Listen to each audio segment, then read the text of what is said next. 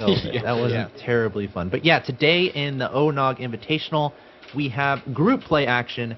Round of 8 will come tomorrow. Now, group play is there's 4 players in each group, and the top 2 from each group move on to the round of 8. Group A, we have Stefano, Rotterdam, Katz, Tyler. Group B, we have Chef, Lucky Fool, In Control, Flo. Group C, we have Koss, Destiny, Boyo, Illusion. And Group D, we have Sase, Violet, Pokebunny, and Machine. If you missed any of that, there is a thread on Team Liquid. There's also a nice little Liquipedia page that lays out all of that information. But today we're going to be doing Group C and Group D action. So that's Koss, Destiny, Boyo, Illusion, Sase, Violet, Pokebunny, Machine. Which ones? It looks like we're going to start out with Pokebunny and Machine, NerdSwagger. What do you think about this, TVZ? I'm pretty excited for this. I've never seen these two go head-to-head, so this is going to be really interesting. And we're going to be starting on Cloud Kingdom, and I love this map for TVZ. Yeah, I mean, I'm right there with you. I don't think I remember seeing these two clash it up in a tournament. Maybe on the ladder once or twice. I've seen perhaps from one of their streams. I can't remember as of right now. But that being said, I'm ready to go into the game. I hope you are. I hope you are, NerdSwagger. So we're going to go ahead and get this started. And that being said, in the top right-hand location of ESV Cloud Kingdom, we have the red Zerg player Machine representing Team Evil Geniuses. In the bottom left, his opponent, the blue Terran player Pokebunny representing itsGosu. And this is game 1 of a best-of-3. Yeah, and this is going to be, like I said, a really interesting matchup, as we've never really seen these two clash together in any sort of tournament play where money's on the line or anything like that. And just as you said, this is the pool play, so I mean they've had a lot of other matches maybe during the day that they've had to go through. So this should be definitely an interesting one. Yeah, I'm super excited, man. TVZ, especially on this map, I can't say I've seen a crazy amount of games.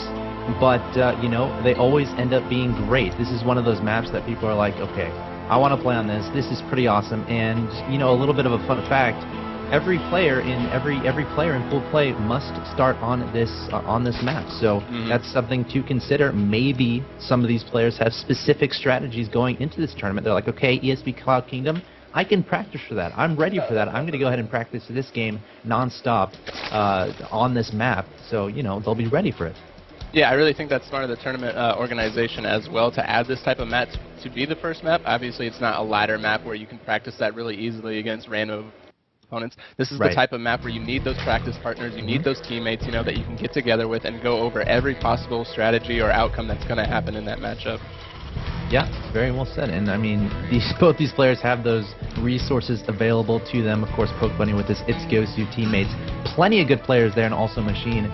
Evil Geniuses needs no description whatsoever. Everyone knows about all of them over there. That being said, looks like Machine going down for a 15 hatch. Not too unusual at all. The rush distance isn't too crazy, so you don't have to worry about any craziness unless your opponent... You know, it is 2 players, so your opponent could potentially do a 2 racks of some sort proxied. But again, pretty standard to go for a 15 hatch opening in this matchup. Yeah, definitely. We see Pokebunny throwing down a gas right now, so he's not going to go for any sort of fast expand or anything like that. You know, he's going to be throwing down this regular barrier, some regular standard play. Should be throwing down a factory as well. If he's going to be doing that standard Hellion Open that we see. I mean, that's just the meta game now. Like recently with TVZ, you know, you're going to get those Hellions in there, going to try and poke in there best you can, deny that creep, or at least try and take out 1 or 2 drones. Yeah, and the factory, we're at 100 gas. There it is, factory going down. So exactly what you said. Possibly reactor on this barracks. In fact, I would be surprised if a reactor did not go down this barracks. That being said, though, the factory it's a little bit far away from that barracks. Yeah, it was a little bit unusual he didn't build it right next to it. Yeah, that is really interesting. I mean, that's the normal setup we kind of see, because obviously already the barracks is already in kind of an awkward place for a reactor to be built. He'd have to lift that up, obviously, and kind of move it, and that just kind of delays any Marines that he wants to build or anything of that nature.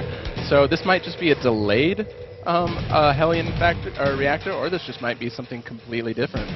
Yeah, from what I've seen with this build, usually you stop at 2 Marines and then build that reactor, but Pokebunny's just going to let the factory finish, not even building anything on that barracks. And will he add anything on? Ooh, just going straight for a Starport, so a 1-1-1 type play. And I think, if I'm understanding this correctly, it looks like it's going to be a drop play, getting a quick medevac out and then putting some Marines and Hellions inside the medevac and then dropping the main base of his opponent, of course, near that natural third. Yeah, that would definitely be a good idea, especially on this map. As Cloud Kingdom is kind of look over at this natural for the Zerg player, that choke is just kind of really small, and it's hard to get those Hellions or any sort of aggression through there when the Zerg player starts putting up those Spine Crawlers. So now that he gets the Medivacs, he's going to be able to do some elevator play just a little to the left of that, a lot easier. Yes. Yeah, and there's an Overload there too, so Machine should be able to spot it. He has very nice Overload spreading right now in his main base. But just because you can spot it doesn't mean you can minimize it from actually dealing damage. So we'll have to keep an eye on that. And I think we can both agree that that's in fact what Pokebunny's doing.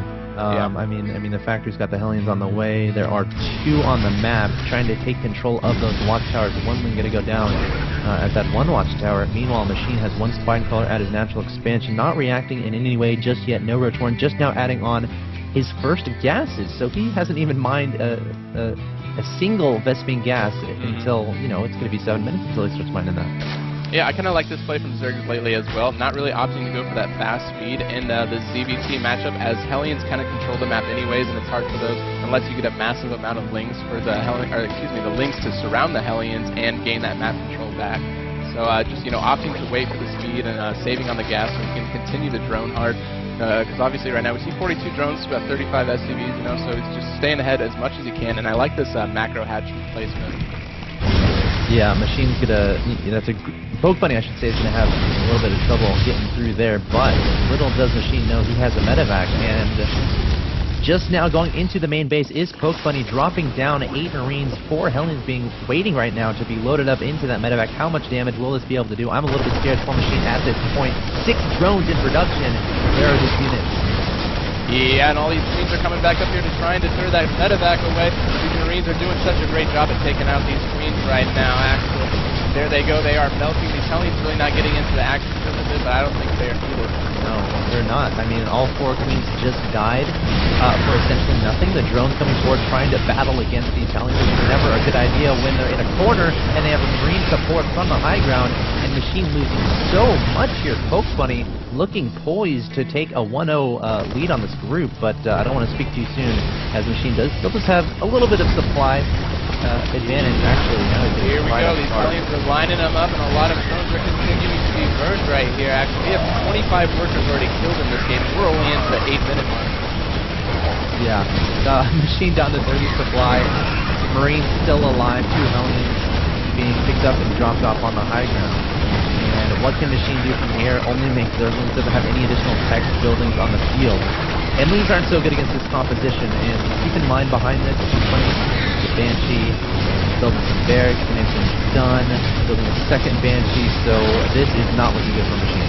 Yeah, but we look back at the base, another Queen already went down, and the second Queen is going down as well, and finally the attack is kind of being picked up, and the EGMachine calls out the GG. Yeah, so Pokebunny taking game number 1. Keep in mind, guys, this is a best of 3, so there is no reason to go anywhere. We'll be jumping into the next game as fast as possible. This is the ONOG Invitational, and this is Group D action, so don't go anywhere. Quick commercial break.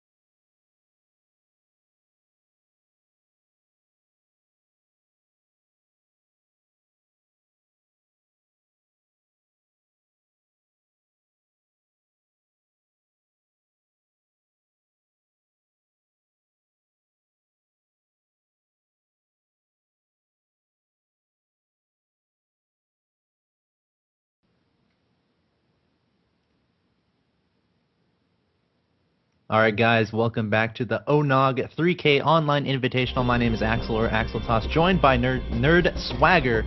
We just saw Game 1 in between Pokebunny and Machine. Pokebunny took down Machine quite quickly. You know, I want to say a build order win, and I want to say a map I think win. I'm going to say it. Map win. Yeah, just because Pokebunny knows about that choke and, knows about that Machine, reinforcing that area heavily to protect that natural, and really not adding any other static defense up on his main base. So that elevator play was just perfect. Yeah, I mean, it just seemed like Machine had no preparation at all for that. He had 4 queens, sure, but 4 queens against 10 Marines.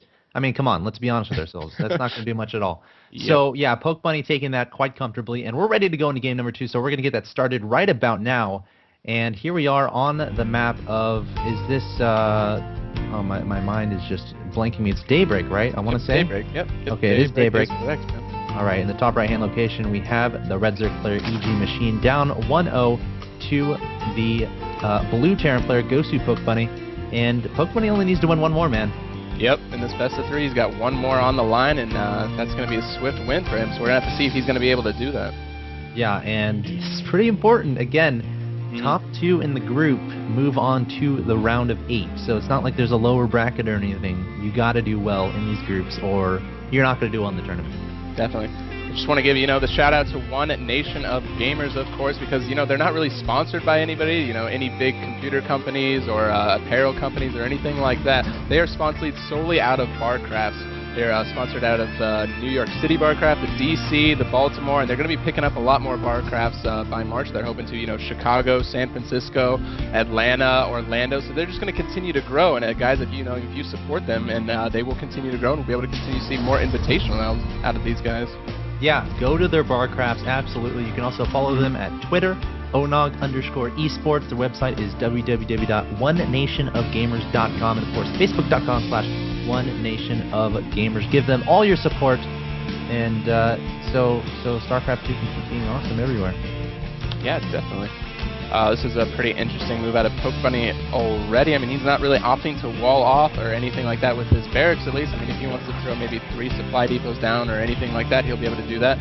So I find that quite interesting in the early midst of the game, if you will. Yeah, I mean, I have my own theories about this. I've seen players do this in the past, and it feels like some Terran players like to try to bait their opponent into doing some sort of cheesy all-in, just like, when White Raw doesn't wall off against Zerg sometimes. He'll wait for putting his pylon and his gateway up. Just, I don't know, there's like a kind of a metagame there, where it's like, okay, is my opponent, is he trying to mess with me? Is he just bad? Should I try to rush him? So there's that to consider now. Is Pokebunny doing that? I'm not sure, but that's just one of my theories I have when players elect to knock the wall off early on in the game. Very nice. We saw a little aggression at the top of the base. Pokebunny was poking at the drones with his SCV, but EGMachine got a nice surround and was able to take out that. Obviously not a huge game changer, but probably the most exciting thing at the beginning of a match. Yeah, that's actually as a Zerg player, you always want to kill your opponent's scouting worker, and if you can do that with minimal losses, that's always a good thing. So, good job, Machine. But at the same time, unable to prevent that command center from going down from Pokebunny, so he's going to slap that right down at the natural expansion. Not too surprising to see. Again, pretty long rush distance. Pokebunny obviously confident in his macro play. But behind that one base play, I mean, it was technically one base. Let's be honest with ourselves. It was after the medevac came out that he put down his command center. So definitely investing a lot into early tech in the last game. But in this game, not doing that. And essentially doing the opposite, just going for a really quick command center. And we'll have to see how it pays off for him. Yeah, I'd really like to see how his 2 base is going to play out. Just like you said, that last game was so quick. So we'll have to see how he works in macro mode. Obviously, those are 2 different things, like the early game, mid game, and late game. And a lot of players going into that mid and late game, it starts to wear on them, and they just kind of become clustered in their mind, and they're just not doing everything mechanically that they should. Yeah, and at the same time, Machine doing the same thing as well, not getting any gases at all. I mean,